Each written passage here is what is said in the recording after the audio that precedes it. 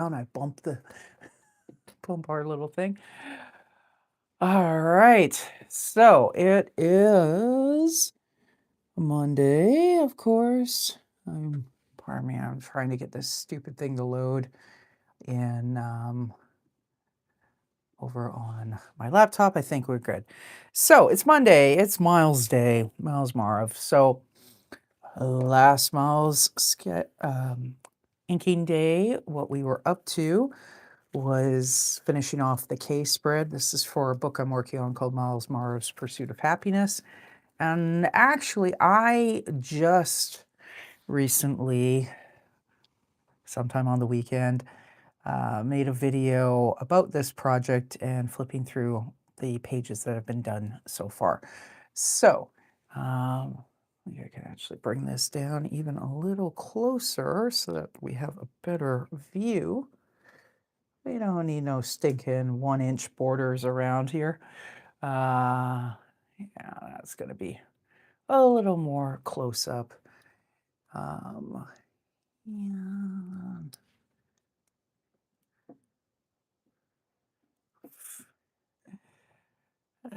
The ergonomics leave something to be desired. Anyways, here we are for L, the left side of the L. We have, well, it's Lakeside, like the title of the stream says. L is for Lakeside Ladies Men. So we have Myles here.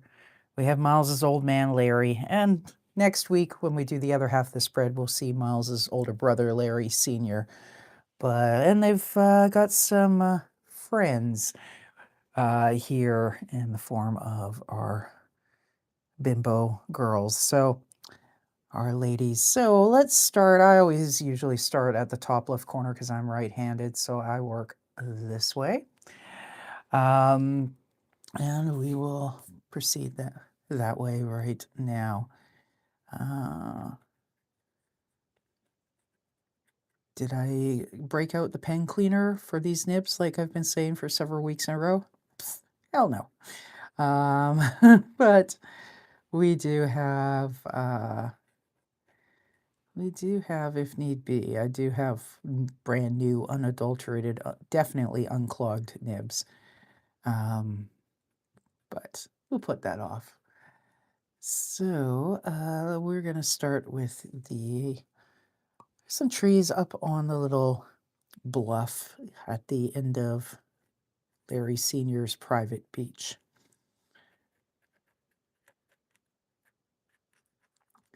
And Larry Sr., for anybody who is, excuse me, well, I guess I haven't really talked about Myles's family on streams yet, but Larry is Myles's dad. He is a self-made man. He is the Crazy Larry, the original Mouston used car czar.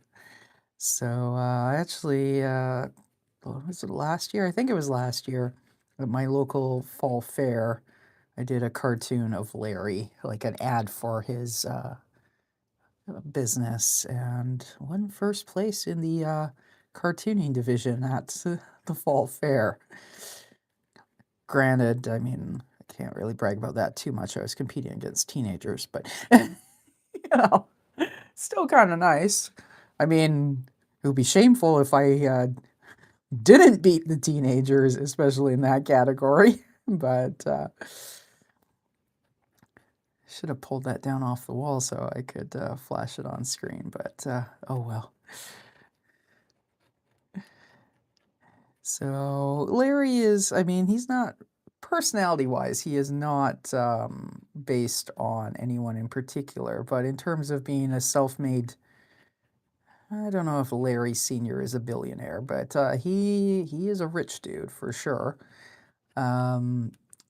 He's a little bit based on Jimmy Pattison. I grew up in the suburbs of Vancouver, and Jimmy's name was all over the place. He started as I think he would have started initially as a car salesman, and then a dealership manager and whatnot. But he built his empire with car sales, and then you know, now he owns like grocery store chains. And I mean, Jimmy Pattison is quite elderly now. So it's not like he's running things on his own now, but he owns billboard companies, all sorts of stuff. So kind of, I had the idea of Myles being a spoiled rich kid. It's like, well, who's his dad going to be? And I just had this vision. It's like, well, make him sort of like a mouse Jimmy Pattison, but, you know, sleazy. So that is what I did. And I think in an earlier stream, I may have said a little bit about Myles' situation. So he is in this world, which is based off of my Ricky B, the rock and roll rat character. Everybody's kind of either a rat dude or a mouse dude. And they kind of have like, there's a mouseland state, and there's several mouse states, and then several rat states, and they're all kind of technically part of the same country, but they don't get along. Anyways, rats and mice don't actually breed, but this one day, this rat woman, Belinda, who's kind of a wine ant and can't hold her liquor or read a map, not a ladies' man, just a normal guy. You can absolutely still watch, don't worry. The ladies' men will get down to where they are once I get the background drawn. Welcome to the show. So like I was saying, so Belinda is the character Myles' mother, and she's kind of a wine ant character. So the story goes one fine. Thank you, ZYNC, or I guess if you're American, ZYNC. Yeah, boy. So oh, awesome. Thank you. How do you draw like that? Please teach me. Oh, man. One of these days, I was actually thinking at some point over by the summer, I should start doing some little tutorial videos, but a lot of it, honestly, it just comes from like not paying attention in class and scribbling doodles in your notebooks instead of math. You're from Canada, so ZYNC then, eh? Close enough. Yeah. So I'm going to pronounce this wrong, Osirostai. For the how do you do it? It's honestly just a lot of practice. I tend to think most people eventually you settle into a particular drawing style, and then you kind of either accept it or you spend a lot of time trying to fight it and change it. Can I tell you some tips for drawing, though? Sure. What specifically are you looking to draw? Because the answer is going to be different if you're looking to do like portrait drawing versus, say, drawing cars, or like there's some basics about like drawing from observation and imagination. Anime characters. Okay. So anime tends to have a very specific industry style. And I know that there is, of course, different people who watch a lot of anime can tell like, oh, okay, this is so-and-so's style. And there's, to the untrained eye, more subtle differences. And when it comes to anime, I'm kind of an untrained eye. But I think one of the ways that's always kind of good, especially if you're starting out, is the good old-fashioned, copy and print out. And that gives you, especially if you're reading tons of anime, you'll already have a feel for what it's supposed to look like or what the vibe is. And then you kind of try and work backwards in terms of, like this kind of pen work gives you this style. Because you're going to have technique stuff like different line weights, for example, because I'm using a dip pen. When I switch to other nibs, the line looks very different. So there's that kind of stuff. I'm going to make some hot cocoa. Stay. Okay, yeah, no worries. See you in a bit. Thanks. You end up with kind of trying to figure out how things were done. And if it was drawn digitally, people like then you can go in and really like smooth out a lot of things. It's very hard to do that stuff freehand. Um, and but a lot of it is kind of, like not anime specific, but like when I was in high school, one of the ways we always practiced like figure drawing was we would just take magazines and like draw our favorite rock stars or movie stars or whatnot. And, you would sort of, that was how we kind of learned human proportions, for example. So a lot of it is just drawing constantly and copying, and then you'll start noticing your own style starting to emerge. I do think I'm pretty sure I've seen like draw how to draw manga sort of books. I've never used them, so I couldn't tell you exactly, but that's definitely something that may give you books like that may give you proportion ideas and whatnot. Um, so unfortunately, I'm not a huge anime person, so I can't like say, oh, this book by this person because I just don't know. I'm an idiot in that way. But generally speaking, you're gonna want to have some amount of knowledge about proportions, so human body proportions and anatomy will help with like getting some of the action poses and stuff like that. So you start with that kind of foundation, and then you're able to kind of manipulate how your like the style of your brushwork or line work, and um, how you stylize that anatomy to make it look more anime. Um, and it also will depend on your goal. If you're wanting to draw stuff that's more for your own fun, then of course there's a lot less pressure on that. You can take more time. Whereas if you wanted to get a job at like an animation company working on animes, then of course you're gonna need a lot more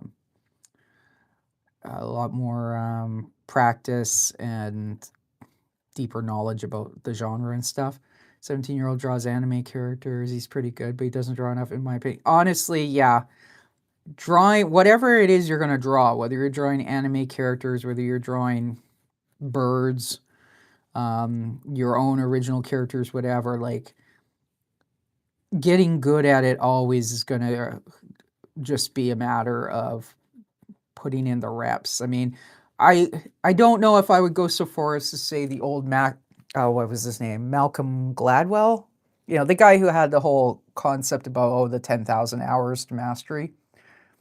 I don't know if 10,000 hours is actually required, but it does.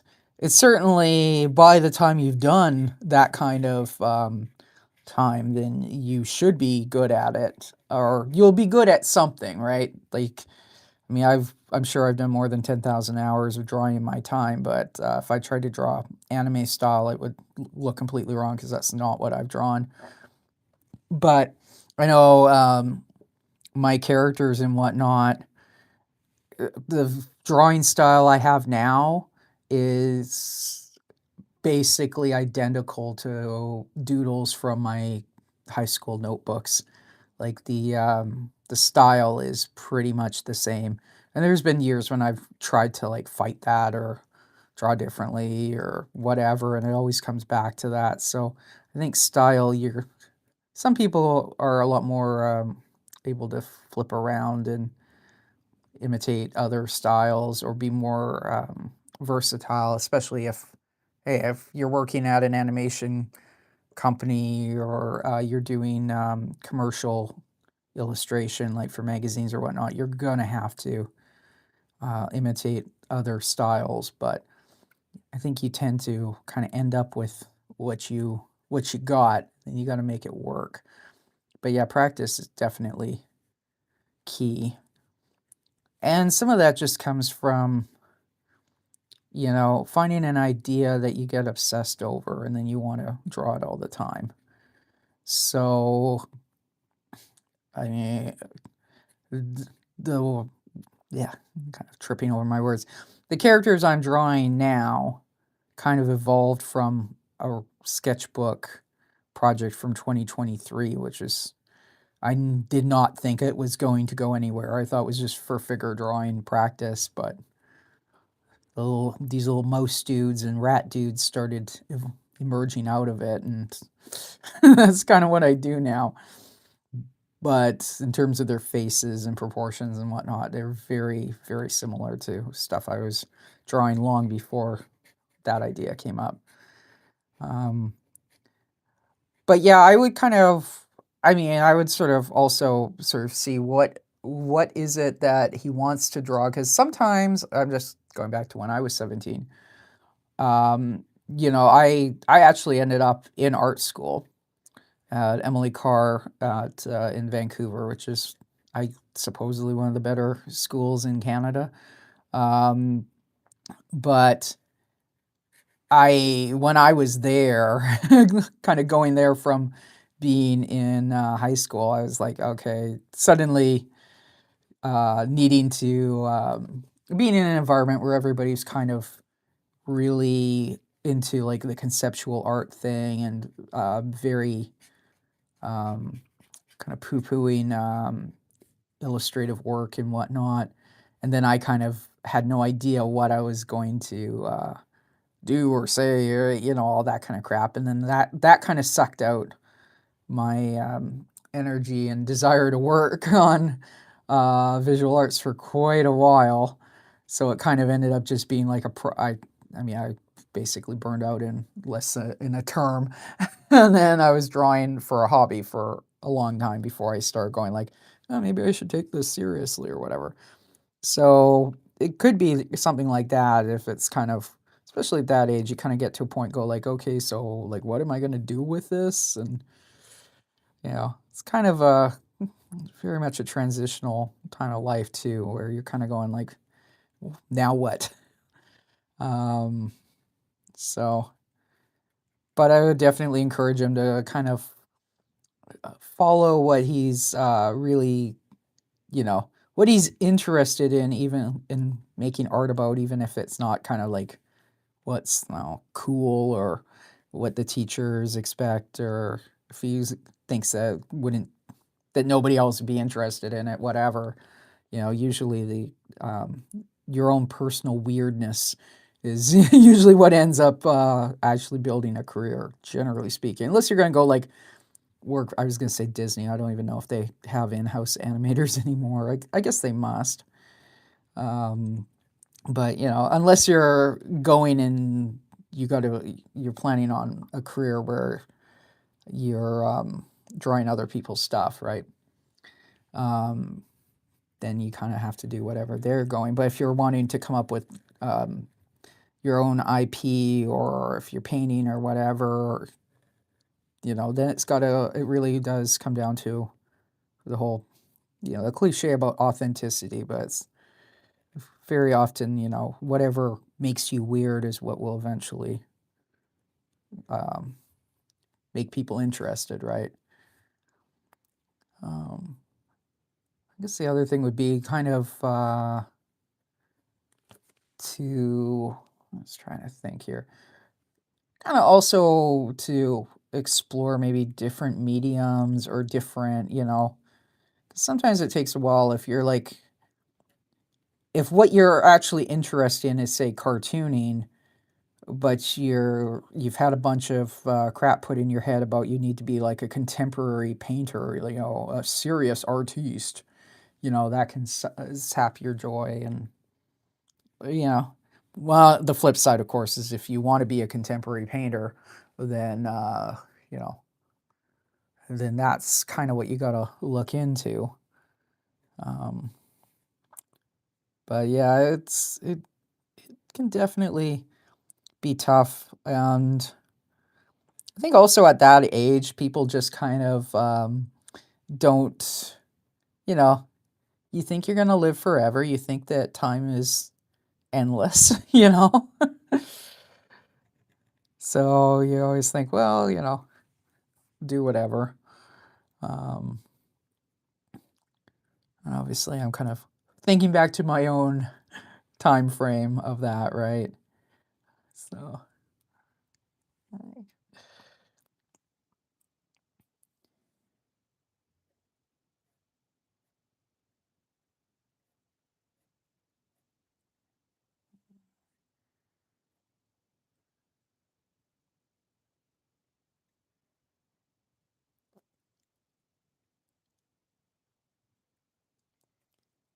think also teenagers sometimes it's like, on the one hand, I think maybe it's a little different than um, uh, in my day, long, long ago.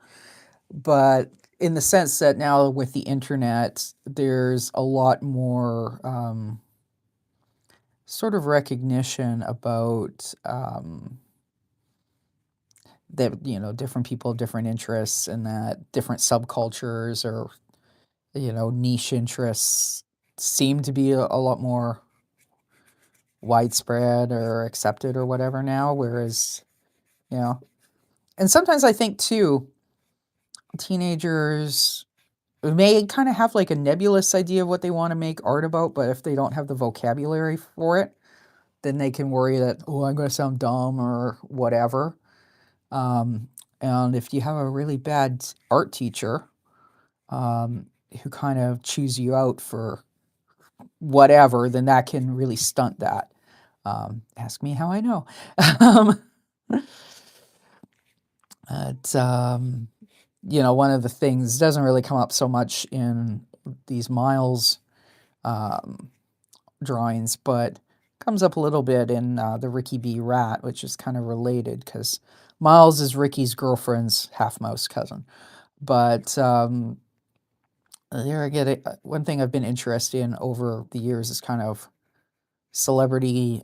Now I can kind of look at it and go, okay, like how do we manufacture, say, rock star images? Because I'm thinking like when I was a kid and like Motley Crue was huge and Guns N' Roses and all this, and then you know as an adult reading, say one of Duff McKagan's books, the only thing that shocked me in there was when he made the comment that what's the guy's name, Del James, was actually his roommate before they got famous. Whereas I remember being a kid reading Rip magazine and all these articles from Del James talking about the LA rock scene. It's like, oh man, that guy's so cool, and thinking it was all like so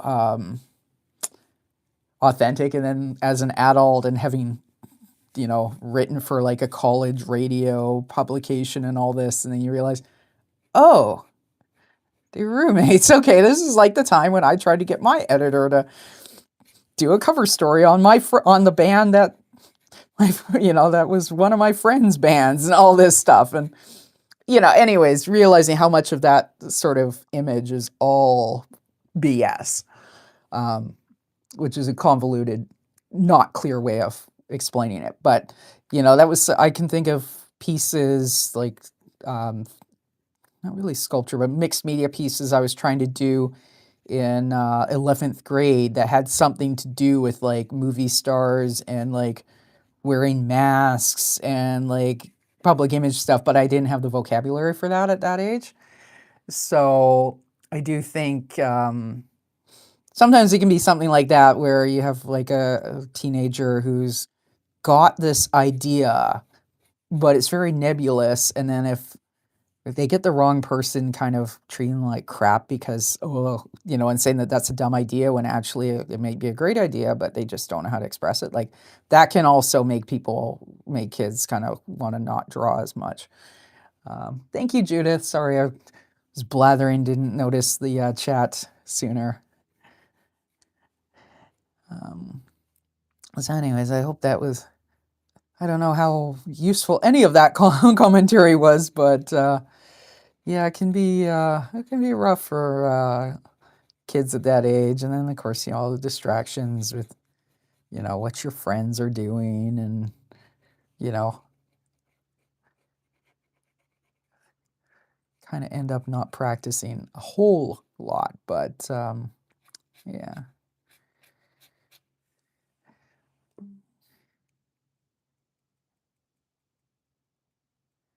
This is going to be one of those streams where I end up like spending 95% of it on the background and not our characters are still just in blue lines down there. And for anyone not familiar, the reason for the blue lines is if you scan it in black and white, or back in the day when people did this sort of stuff on Xerox machines, the blue disappears. So you can be very rough. Like I've got a tree there that I guess I thought I was going to have this promontory go further out. And then I was like, nah, that seems like a good place to stop it. But when I scan this in black and white, that blue is not going to be there. So anyways, just like I think some people, if they're working pastels and doing portraiture or whatnot, sometimes they'll use like a red pencil crayon for an underdrawing because that will tend to vanish into like flesh tones. But for black and white, you definitely wouldn't want a red. You want this sort of light blue.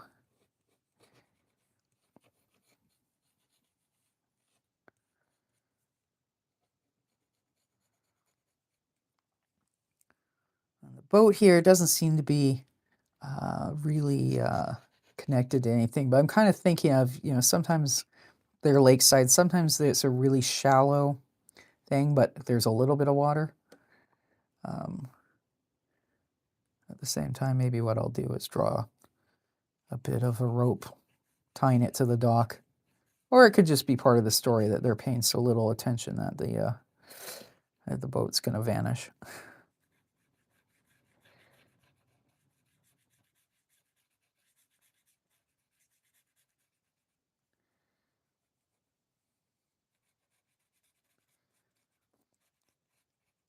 And I did not have a reference photo. That's the other reason why the water's looking a little grr.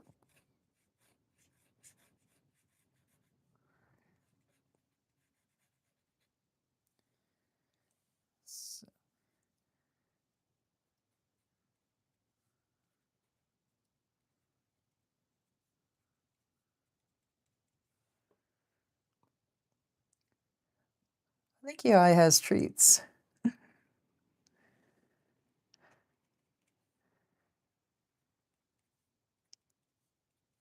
I have a nice little lakeside getaway for our characters here at the bottom.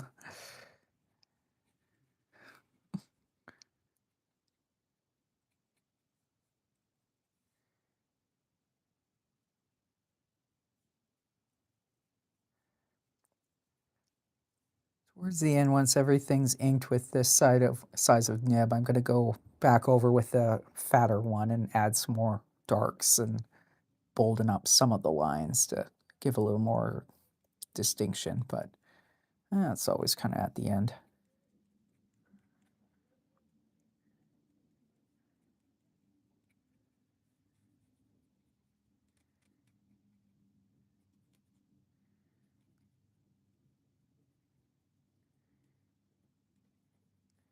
Especially in spots where I've got bushes, because those you kind of do want to give a bit of a fatter border to, because otherwise they kind of start to look a little samey same.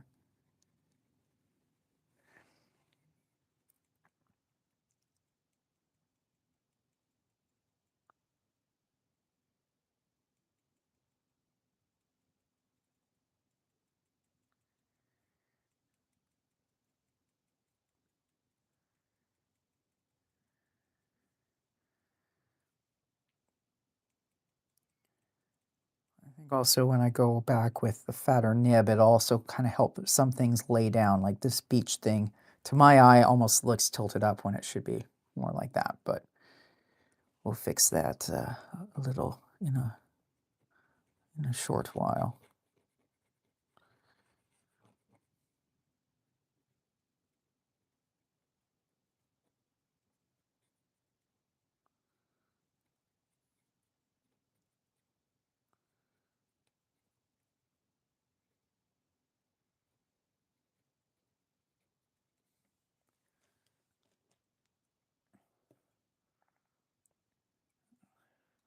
flush out.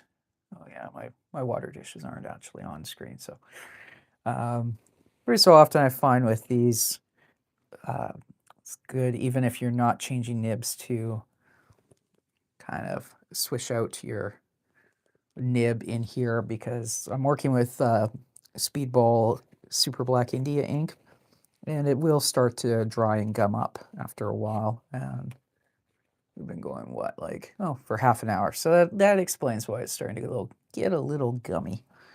But I'll just wipe the excess off on a paper towel, and we're ready to head back into the ink and keep going.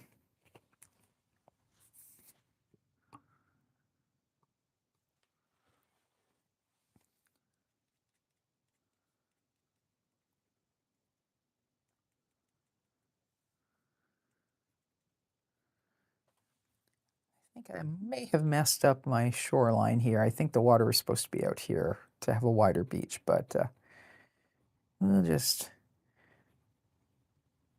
add some clumps of grass and then bring it back. Because sometimes that'll happen, right? You're got a little bit that goes out, and then your water is kind of lapping up around, all depending on how the landfall is.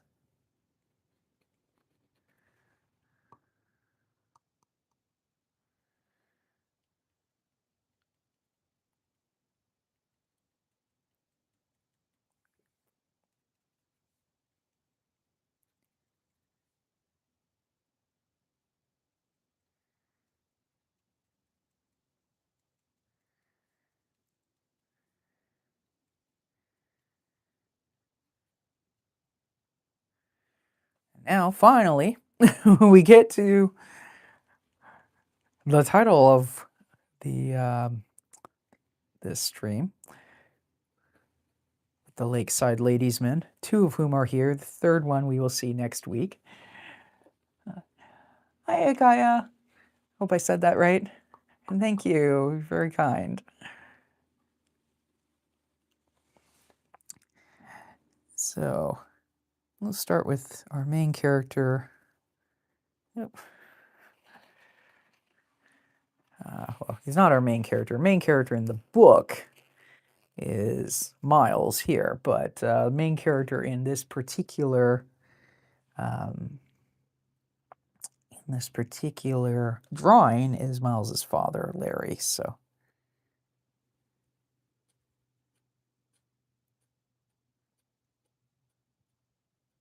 some might say that Larry's hairline is suspiciously straight across. Larry would probably want to take those people to court, though. Certainly the girls will never say that to him. They think his hair looks just fine. Awesome, even. And they would say that even if he didn't have a yacht and an empire.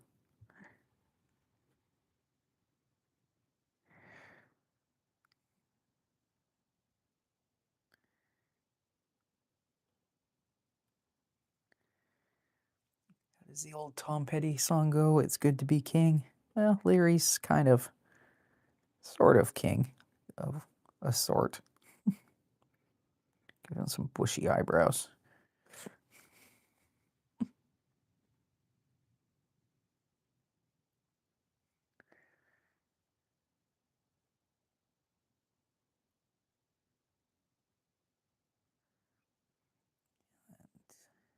Glasses, just like Myles also has glasses.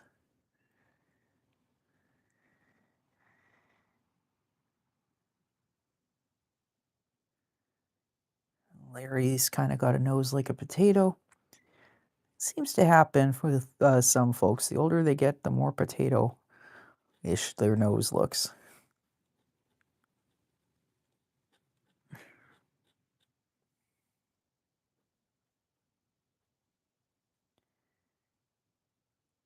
Kind of goes with being jowly. And give him a few hairs in his ears. Although, you know, because he's a mouse and where his ears are, it'd be hard to distinguish those from the ones that are more head hairs as opposed to ear hairs, but you know.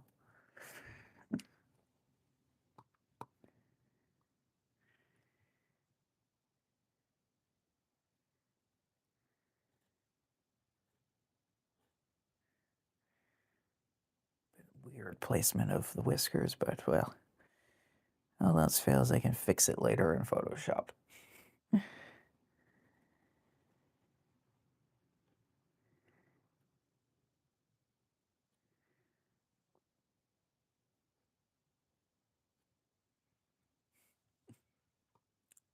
Larry, I named him after the old, I don't know if anyone remembers the 1980s, I think into the early 90s game Leisure Suit Larry. That was the impetus for the naming Miles's dad Larry. So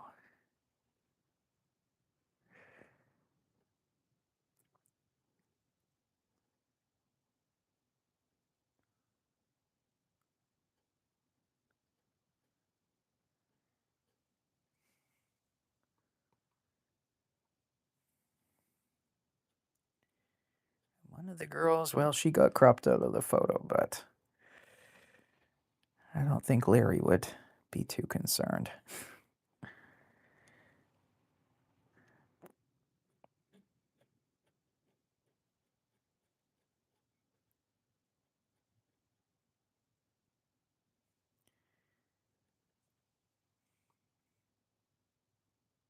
My sister's right beside me, so I need to be quiet. Yeah, no worries.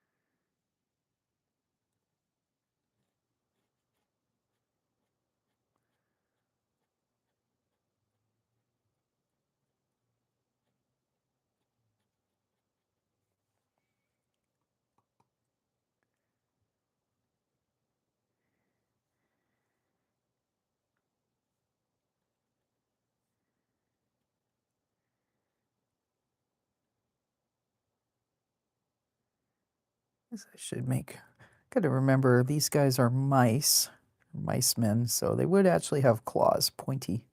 So draw the fingers pointy, but oh well.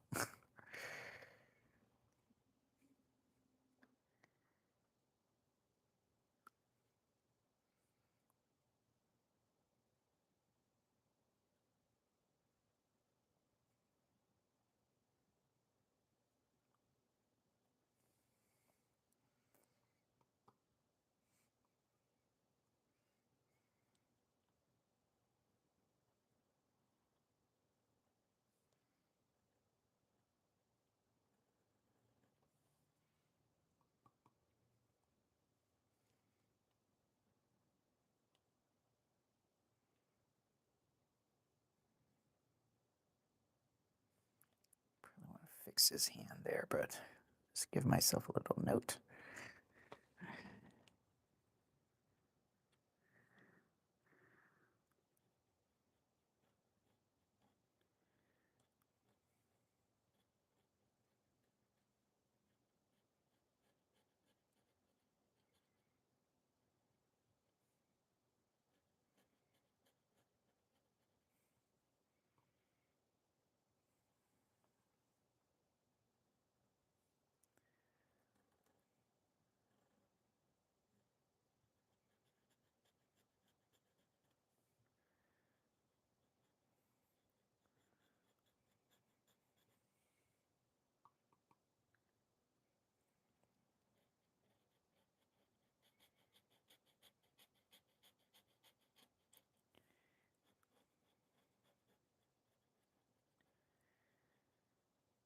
There we have Larry pretty much done.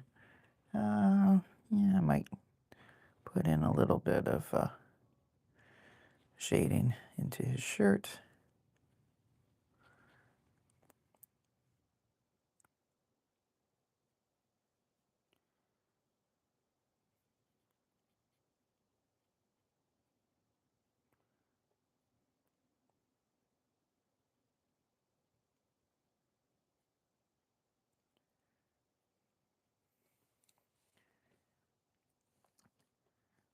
Now, Larry's next friend, using the term friend very loosely, obviously.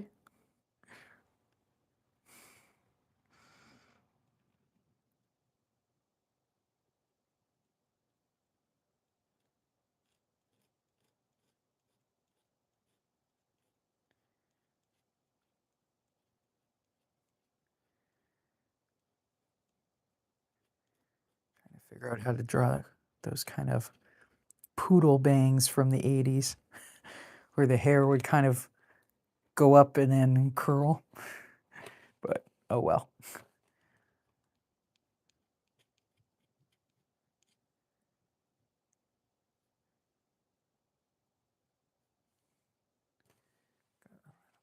Off there.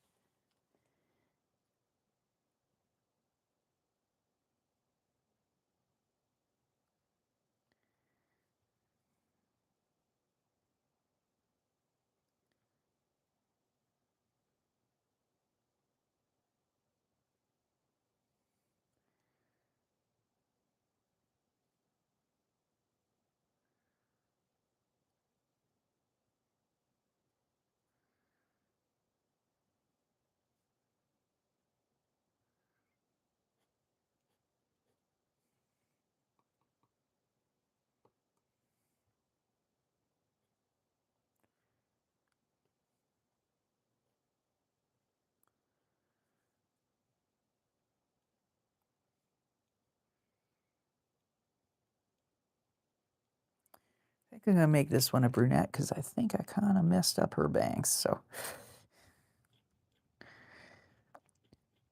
all things can be fixed by an abundance of black ink.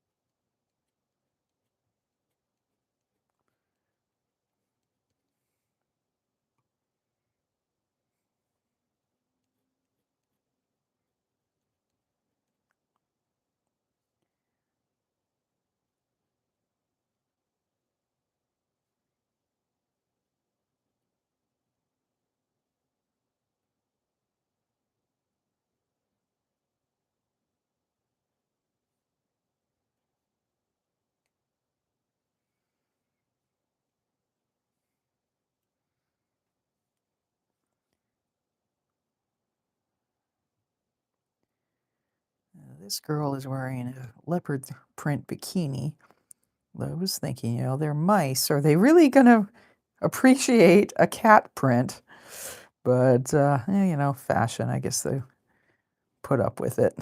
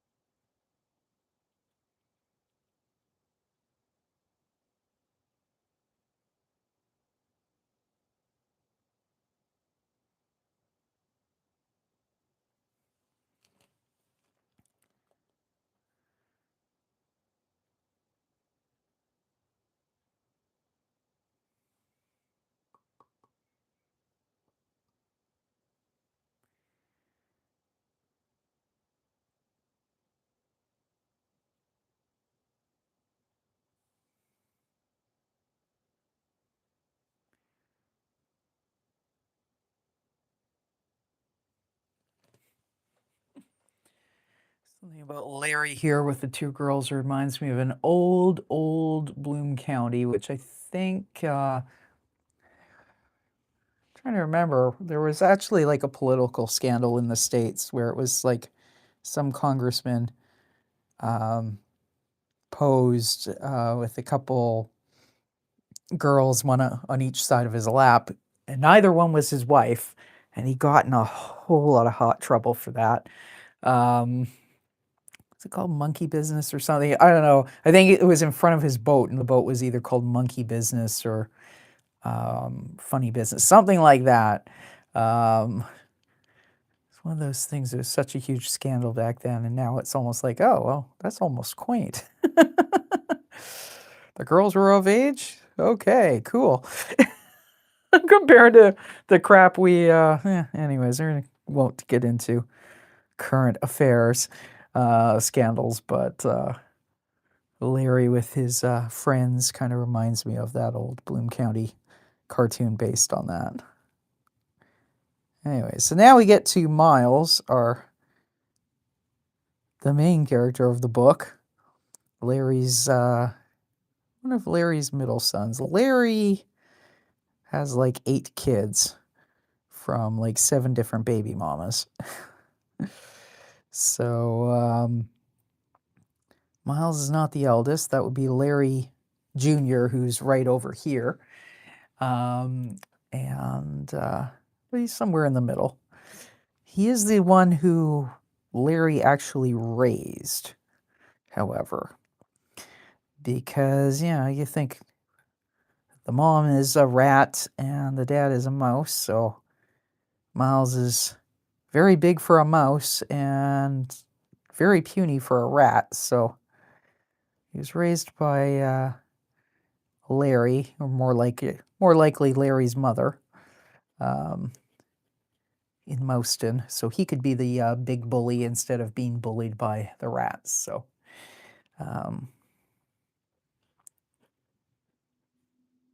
anyways,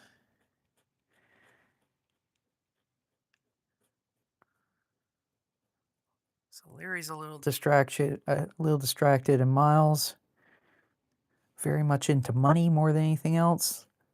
Myles wants to talk stock market or something like that.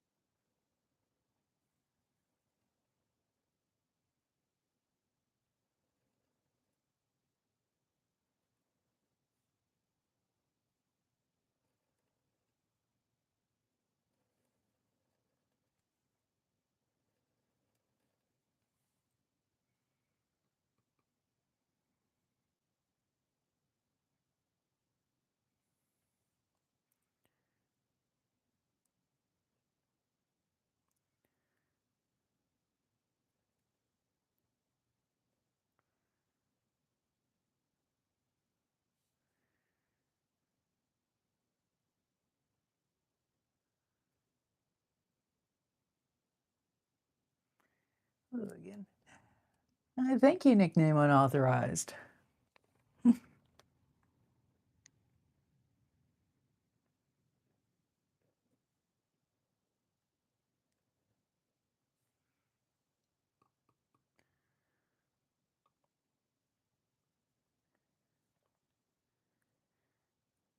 drawing Myles hanging out lakeside with his old man Larry. And next week we'll have the second half of the spread and Myles' older brother, Larry Jr. So, and obviously Larry has a few friends.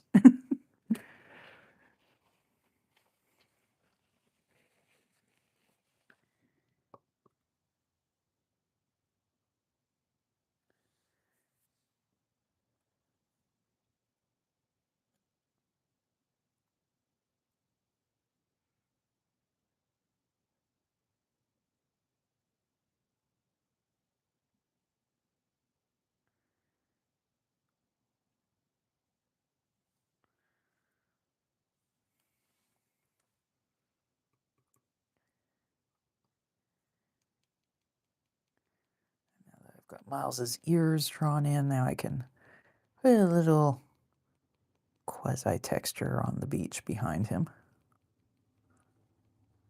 and fill in the bit about the lawn.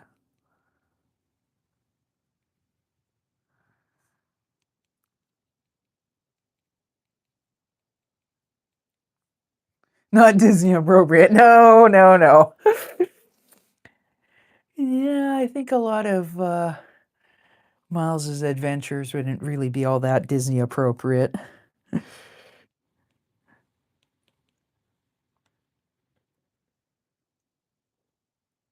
Although it's one of those things where in the Ricky B. Rat podcast, Ricky will mention what Myles is up to, but you don't really get a whole lot because that's not Ricky and Minnie Mouse. No, definitely not. Might be Minnie's sister of questionable morals. Or perhaps you could say wise financial decisions on her part. You know, it depends.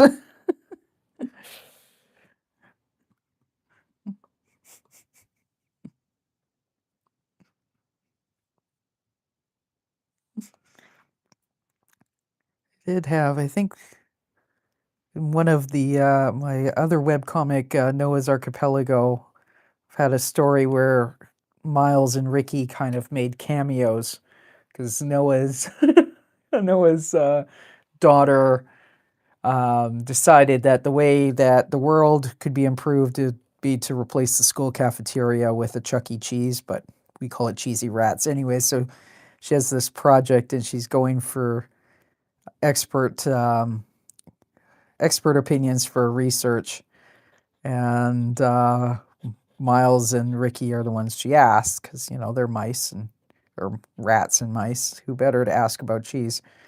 But the only time I've had somebody named Mickey is Myles is referring to his first boss when he worked at um, a different Chuck E. Cheese knockoff, and his boss was named Mickey.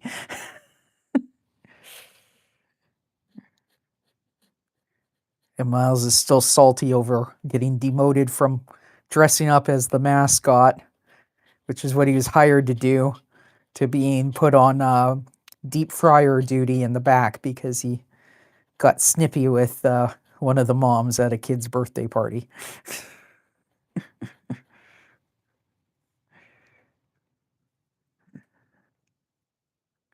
It's kind of one of those things where Disney's become such making myself after, yeah. Well, you know, Myles, he probably would, but also his old man Larry's got money and influence. So he just got his dad to buy that franchise to set up one of his other brothers. And then they demoted Mickey.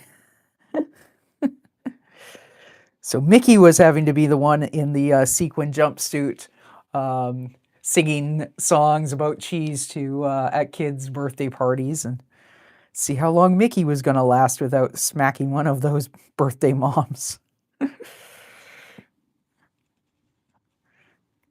Meanwhile, Ricky and Ursula are kind of looking on slightly aghast. Like, what the hell, man?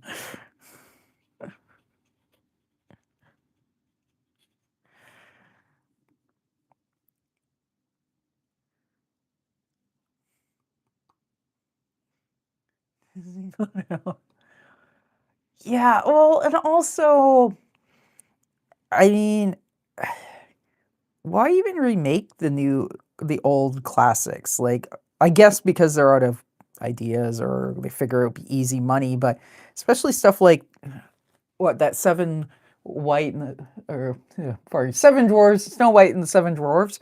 And I guess for whatever reason, weren't they gonna like CGI the dwarfs instead of like just hiring dwarf actors or something? It was something stupid like that. And it's like, okay, you're spending so much money to do this. Whereas if they just had like new stories that were written for live action, you know, like then that would be because Disney always used to have live action stuff. I mean, I remember The Wonderful World of Disney when I was a kid, and there were live action stuff, like leave the classics alone and write new stuff. But I guess that's too much effort or something. Yeah, yeah, exactly. Well, I didn't follow the whole thing, but I think there was something about the actress kind of being obnoxious on social media about viewers, and people are just like, well, I guess I'll stay home then. So, yeah. But in general, it just seems, I think a lot of, I mean, it's similar in the music industry where it's like, I think they've gotten so risk averse that then they end up just sort of wanting to do formulaic stuff, but then, the formulaic stuff is forgettable. Friend of mine who used to be a record producer for a long time ago, like a long time ago now, but he was an indie record producer for like 20 years.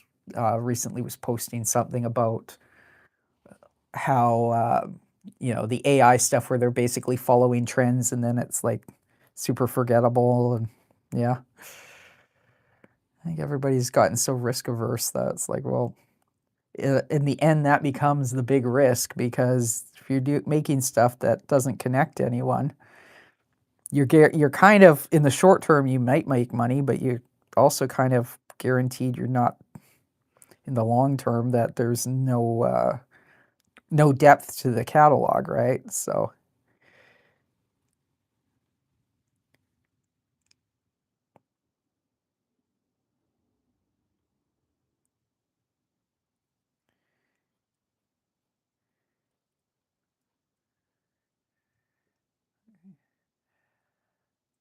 well, and the thing with that is like those communities have strong stories in and of themselves, right? And that's all I've definitely heard people say, well, more representation and all this and tell our stories. It's like, well, then tell the stories, like, to me it would seem kind of insulting. It's the same with like when they decide, okay, we're gonna make such and such a character a woman or whatnot. It's like, well, uh, aren't there? Don't women have strong enough stories on our own? Like, as opposed to just like making some male character a woman all of a sudden. I don't know, like, so that sort of stuff. Where at a certain point, and so many of these swaps and remakes and whatnot have lost so much money. You almost get to the point of going like, are the studios like trying to lose money? you know? Because so many of them, like, you would get it if they did those, did whatever, but they were making huge bank. But you're getting where they're making the swaps and going like, okay, this is going to make it more interesting or whatever, and then nobody watches, and it's like, well, at the end of the day, y'all are supposed to be like corporate overlords, whatever. Like, you want, you know, yeah, it's like, don't you want, at the end of the day, don't you want to make a profit? So, why didn't you just kind of go, does this stuff sell? No. Then why are we doing it? Yeah. Don't you all want to buy a new Lamborghini every year? Like, at a certain point, what does the audience want to pay you to see? I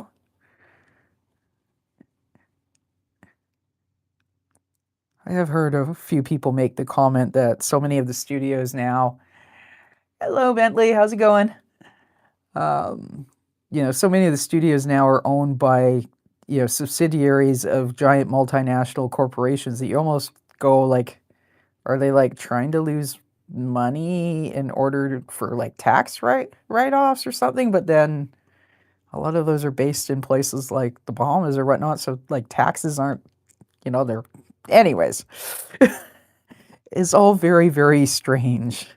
Some of the directions that Hollywood wants to go, and not pay any attention to what's actually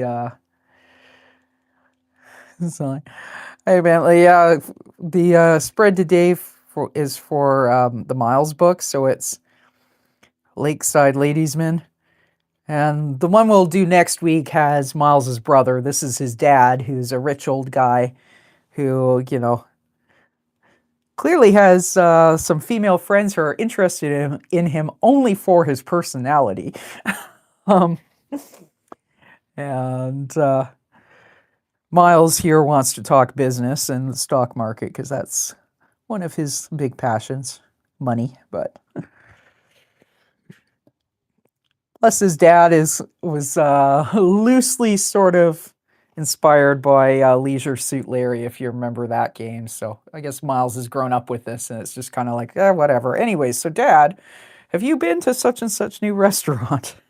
you know, yeah.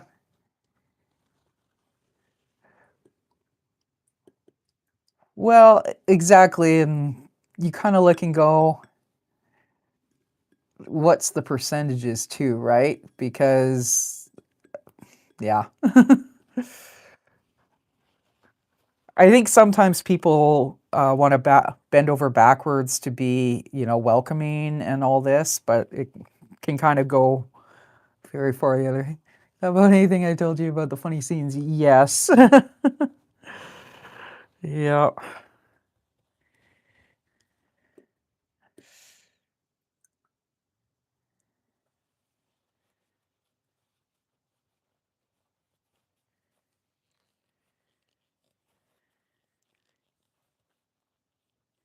Now we are going to switch to a fatter nib and put some more line depth variation. Is it 44 for horse laugh? No, it's just it's like one part of my brain is going, okay, now we have to shade things, and then there was like the other discussion about like swapping characters to fit kind of PC stuff, and then also me kind of going having a mental a little like brain fart about, okay, I know we've discussed that, and now I'm kind of like, okay, I come on, brain. Have to look at the notes from last time too.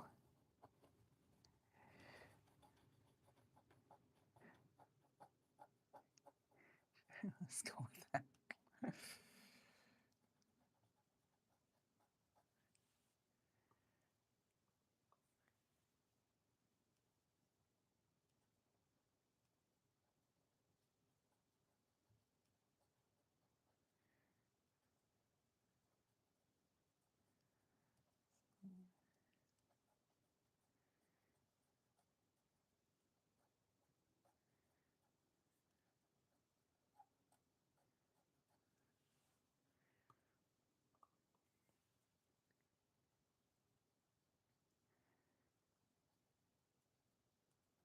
Which game?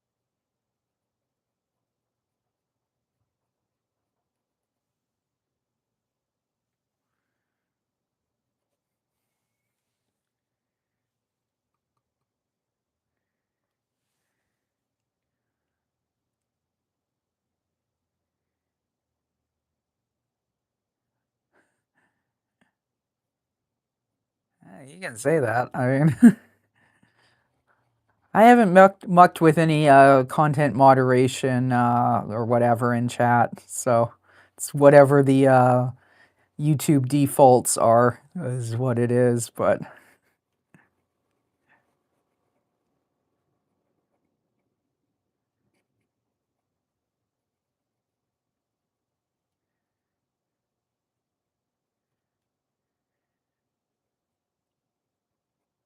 I'll admit to kind of I hear some stuff about new games and whatnot, so there's some I kind of have some idea about, but I tend to be a Tetris and like computer solitaire for my own playing, so I'm a little clueless. Very fun game. Cool.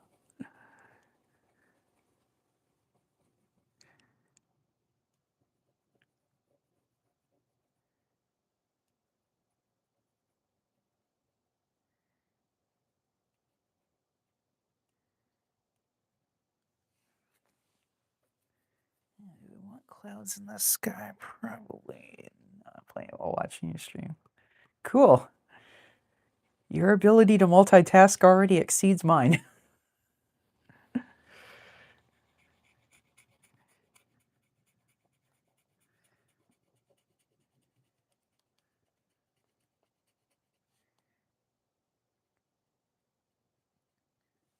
think that flattened that out a little.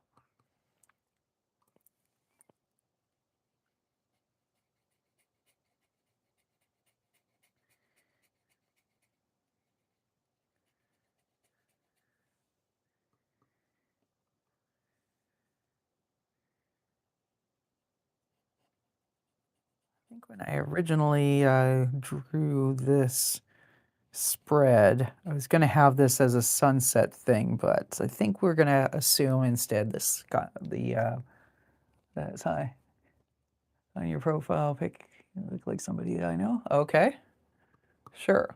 What's the question?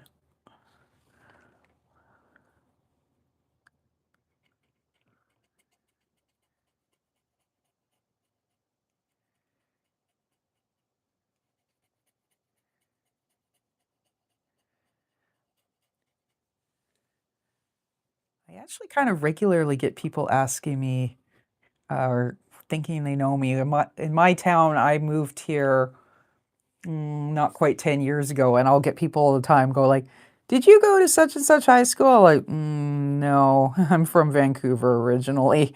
And then people are like, oh, okay, so you didn't go to school here? No. Apparently I have a long lost twin running around my town who did go to school here. So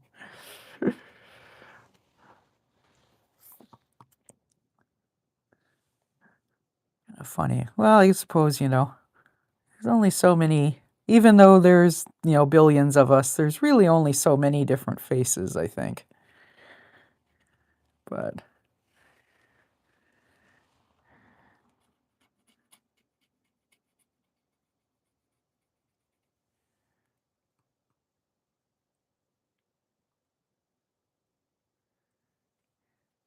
do I have a son named Sam? Nope, no kids. Didn't manage to figure that out in time, so no, no.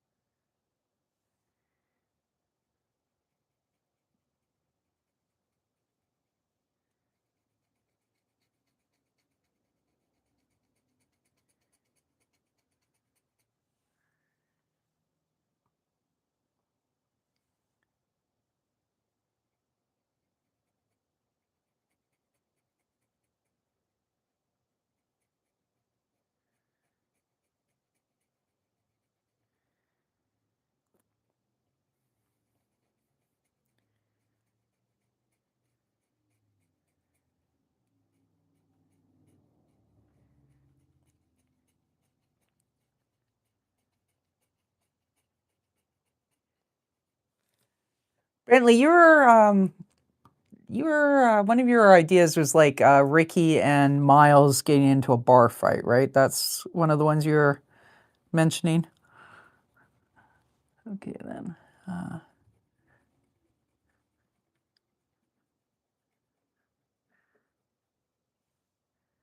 That actually would be kind of a fun thing for one of my Tuesday streams. Would be which I do the brainstorming sketches in. That would be kind of like a mugshot. Do something like mugshots and what they got busted for. What are you gonna name the books? This particular one, the working title is Myles Maarav's Pursuit of Happiness. Although that may change, you know. Sometimes you get like 3/4 of the way through the book and you just suddenly have an idea. It's like, oh, that is a way better title than what I thought. And then the Ricky book, the working title is Ricky B Goes to Sea.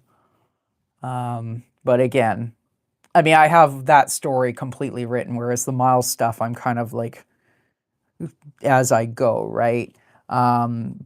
But if I have a better idea than Ricky B Goes to Sea, and then I will go with that. And then I'm working on, for my webcomic Noah's Archipelago, I'm working on the first anthology, which I hope to have self-published by sometime this summer or September. And the working title for that one is Bring Me the Royal Flip-Flops. And that's a line from one of the comics in the book. So. I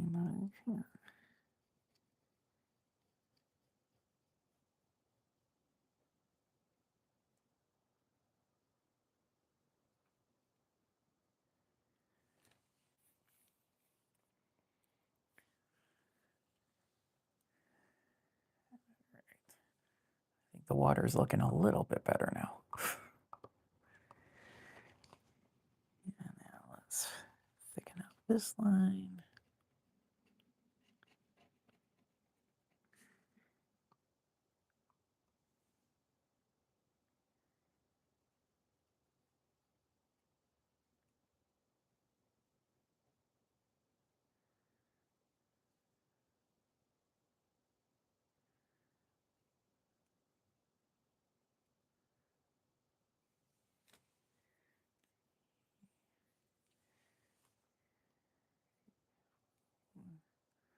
Barfight, see, there's a beer in it. It's sad. That would be fun, yeah. Well, and with this book being alphabetical, I mean, I guess it would be under S for Street Fight or something like that. Or Saturday night. Saturday night's all right for fighting, something like that. So the question is, would a beer bottle to the head make any, actually even dent Ricky's skull?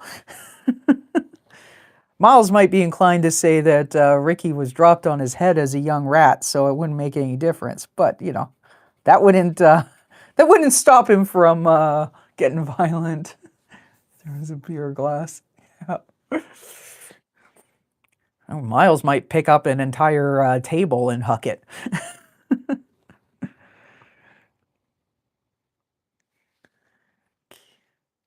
So, yeah, a little random bit of fluff.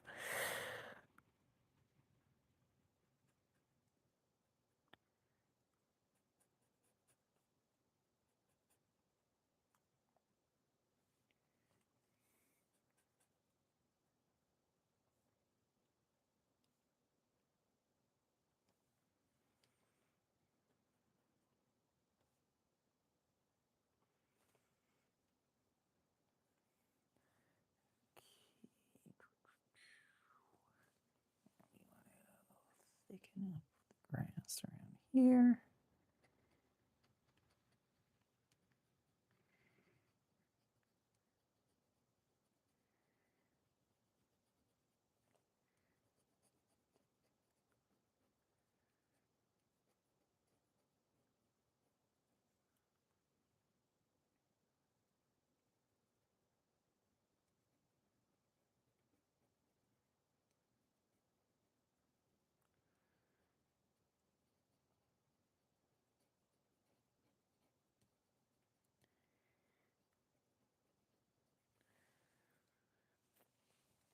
Larry has some very, very random looking landscaping, but that would be the cartoonist's fault, not Larry's.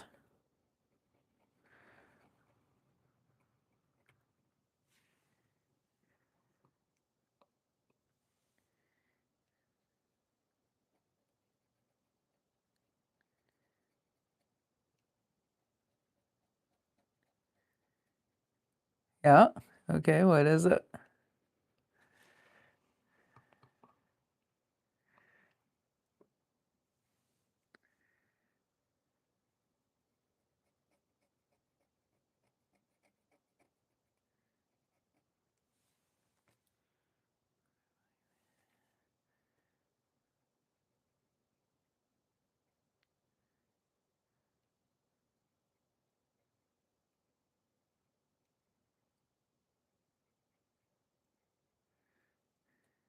It's just Myles in a suit.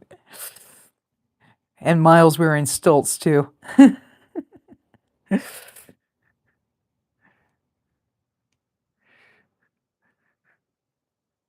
be a fun like Halloween prank.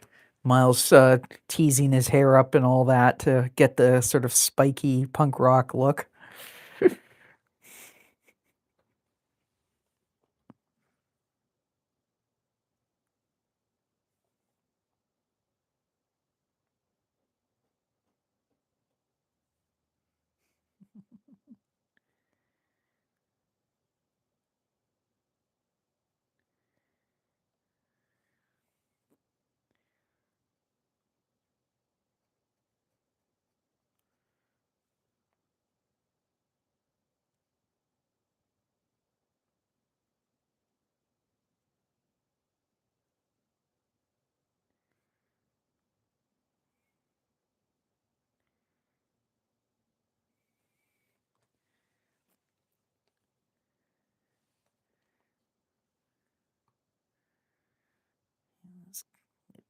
It's too much ink. Let's give her black jeans.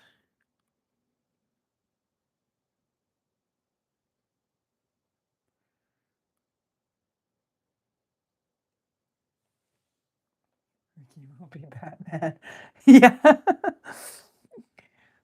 I also had an idea about a little strip where, because Myles grew up in Mouston and Ricky grew up in Ratsville, where Ricky's insisting it's actually called Bat Rat and Myles is insisting it's Batmouse. That could actually be the sort of thing that would start the bar fight.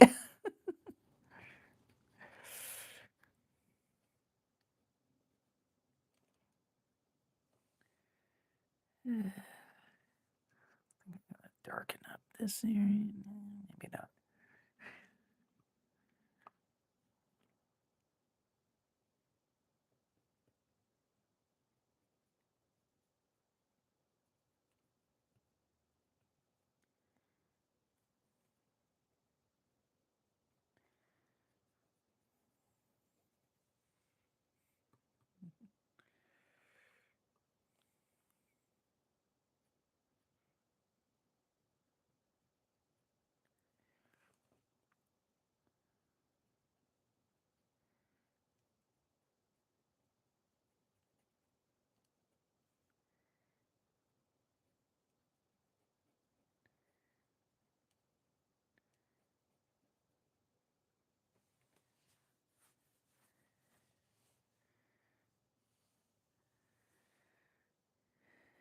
Kind of feel like this drawing is going to be done at this point, but I'm going to whip out the little sketchbook and let's do a rough sketch of Myles versus Ricky.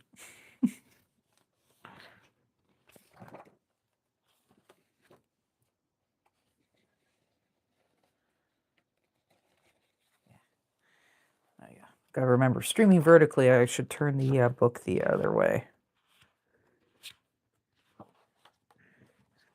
It's the book I normally sketch in on my Tuesday stream, so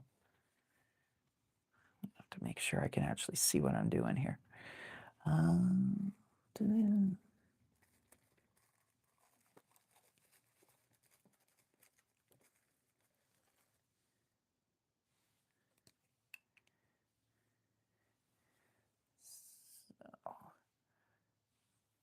I keep envisioning Rick or Myles with you know those the smaller round tables that you sometimes see at pubs.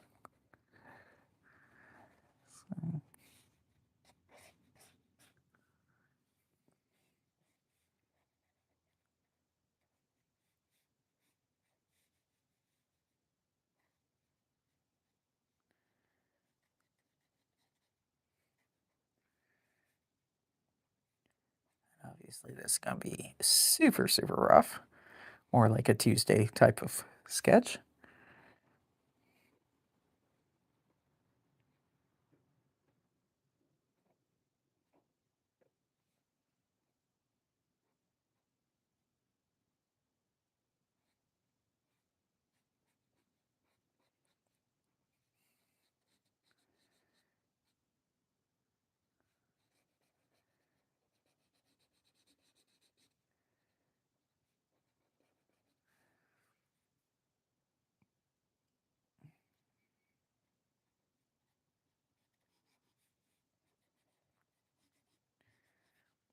Earlier we had a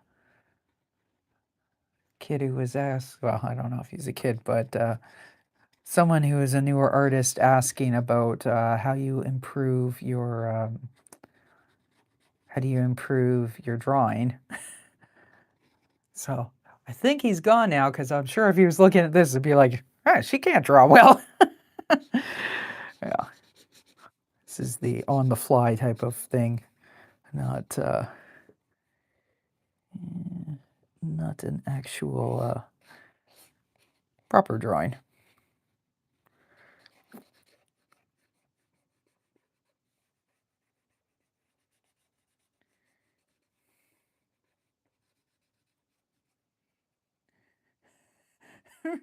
Ricky's, I think Ricky's really high more often than I necessarily let on. Although it has been kind of, for a while, I haven't been doing them as much lately, but I was doing like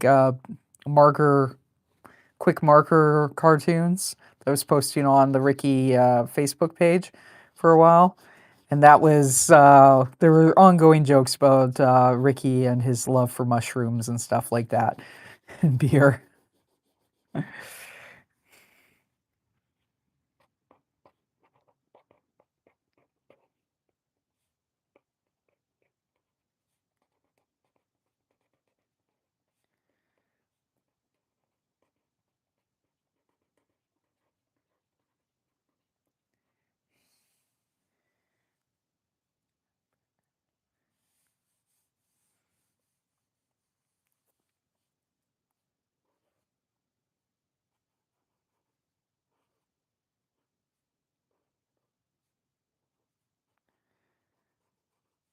Hey, in this scenario, Ricky being super high means he's not going to feel a thing.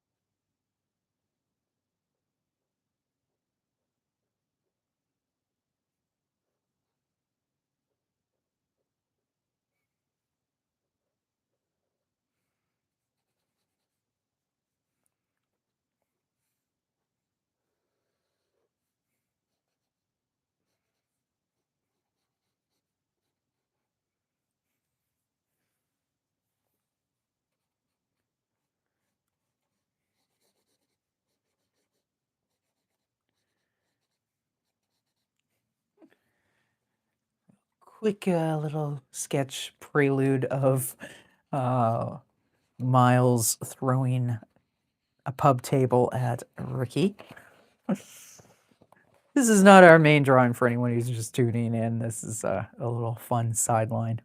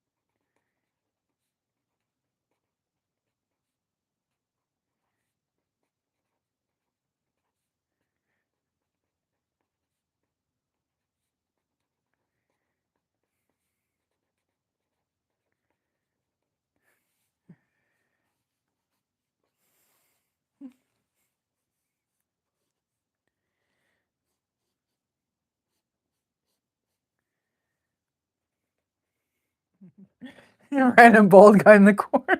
Yeah.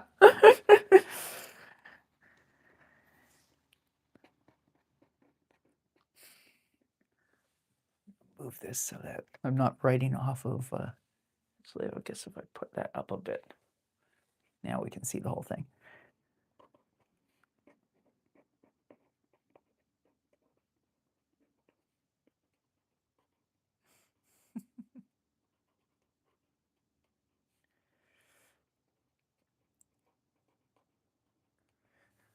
That there is fighting words, as far as Myles is concerned.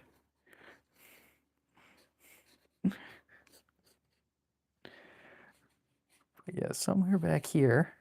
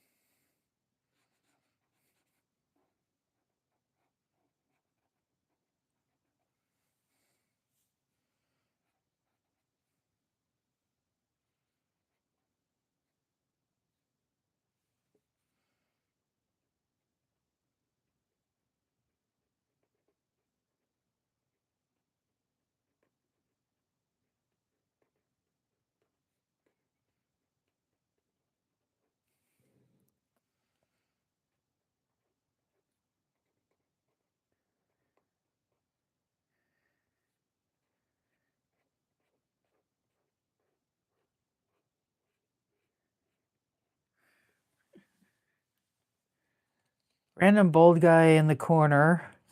Also envision random middle-aged woman dancing alone on the empty dance floor.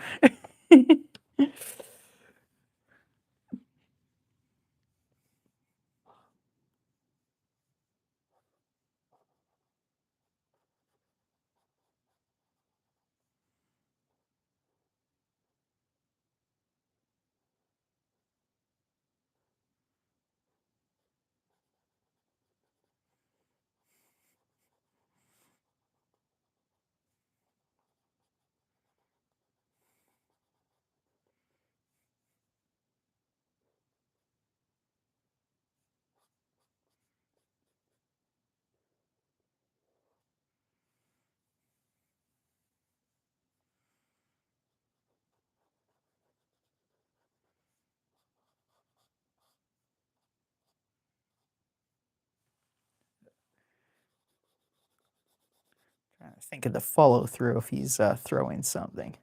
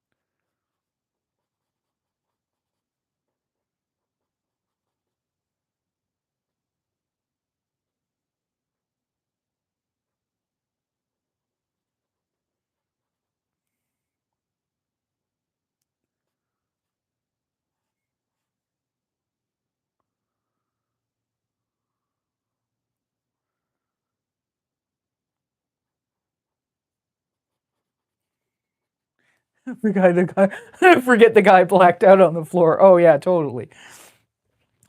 So I'm going like, okay, draw them smaller, and then we can fill in the rest of the bar at, close to quitting time.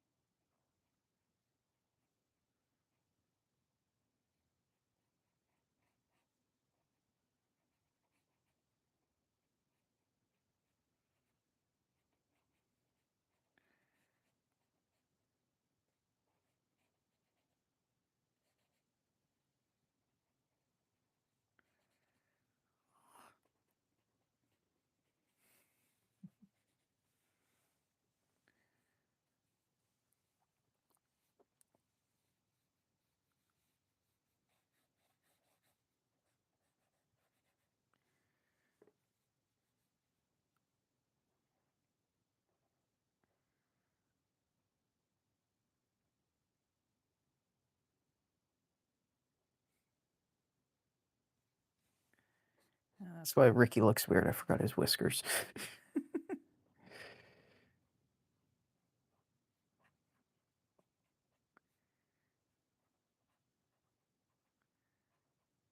Random bald guy looks like he's about to be passed out on the floor, too.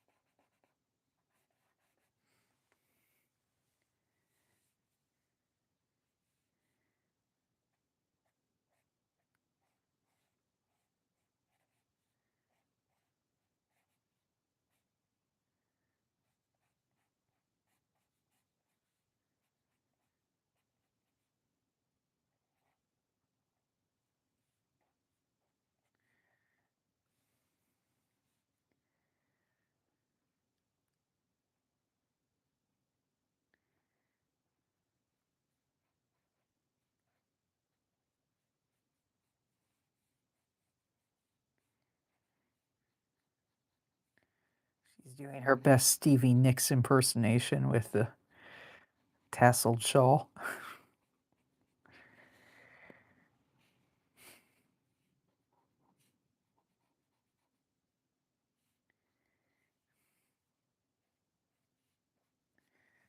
The guy that has a bottle smashed on his head. Separate from the one who's passed out, you mean? Or you mean Ricky after this hits? Though actually, I feel like this is just gonna bounce right off of Ricky, and then Myles will be frustrated.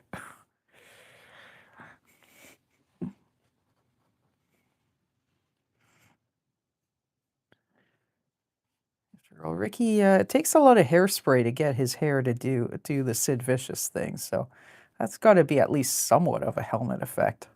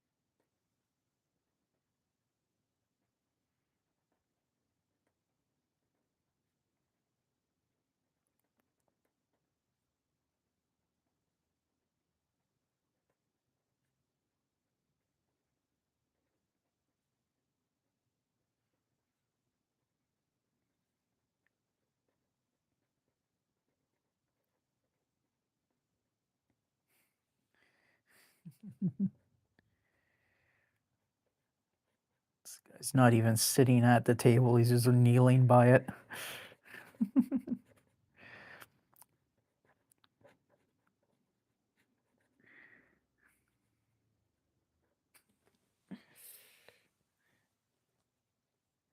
Guy or a Discord mod.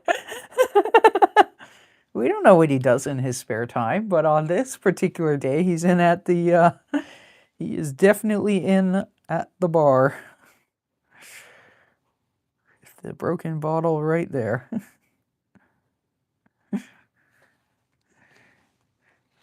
Your Discord mod.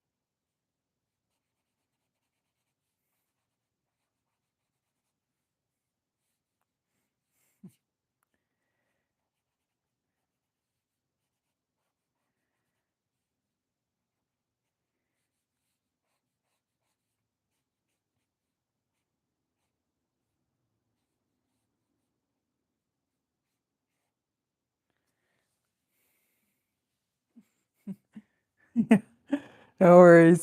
See you next time. Take care.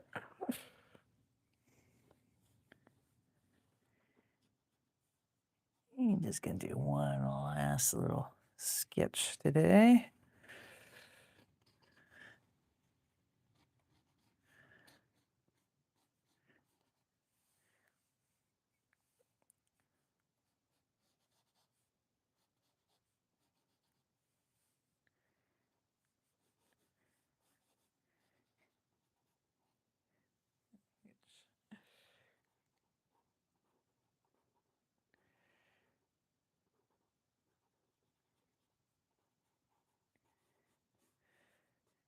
Ricky's going to channel his inner Suge Knight to deal with Myles being a bit of a dick at the bar.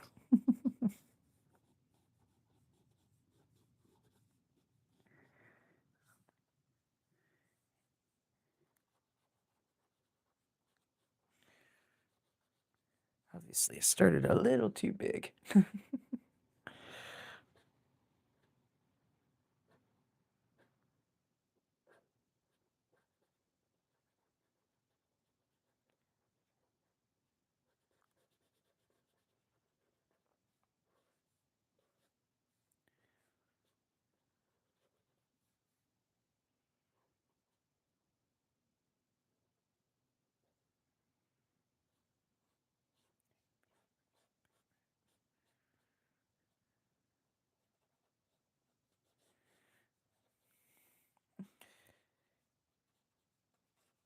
Yeah, well, that's not quite running out.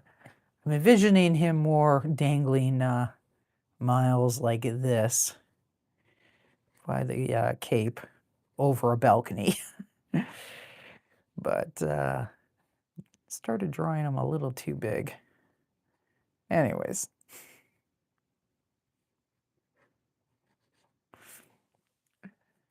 So, it's we're coming up close to 2 hours. We did obviously finish the that sketch earlier, which is the main point of tonight's stream. And that is the first half of the L spread in my Myles Maarav's Pursuit of Happiness book. And then we did, based on chat, we did a little bit of playing around in the sketchbook, the brainstorming sketchbook. But anyways, so we have drawn this much of L. This is Myles's father, Larry, being a ladies' man, which is the polite way to put it, at their lakeside cottage, while Myles is trying to talk to him about business stuff. So we're going to call it there. Next week on Monday, we are going to do the other half, and we're going to see Myles's brother, Larry Jr. For streaming for me for the rest of the week, tomorrow I will be doing some brainstorming stuff and marker sketches and whatnot, 6 p.m. Pacific. I am going to be, I think tomorrow's theme is wild animals, our characters interacting with wild animals and all that sort of stuff. And then the next inking stream is going to be on Friday at 6 p.m. Pacific. I'll be doing it 1, 2, maybe, well, I think probably just the 2 pages from Ricky B Goes to See My graphic novel. I am kind of thinking I don't think it'll happen this week, but maybe next week, I'm thinking I may start doing a Thursday night stream as well. Might not be every week, it might be every other week or whatever, but that would be just working on stuff from Noah's Archipelago, but we'll play it by ear. So I hope you guys have enjoyed tonight's inking stream, and then our little Myles versus Ricky bar fight rough sketches after that. And we will see you next week. Bye for now. Take care.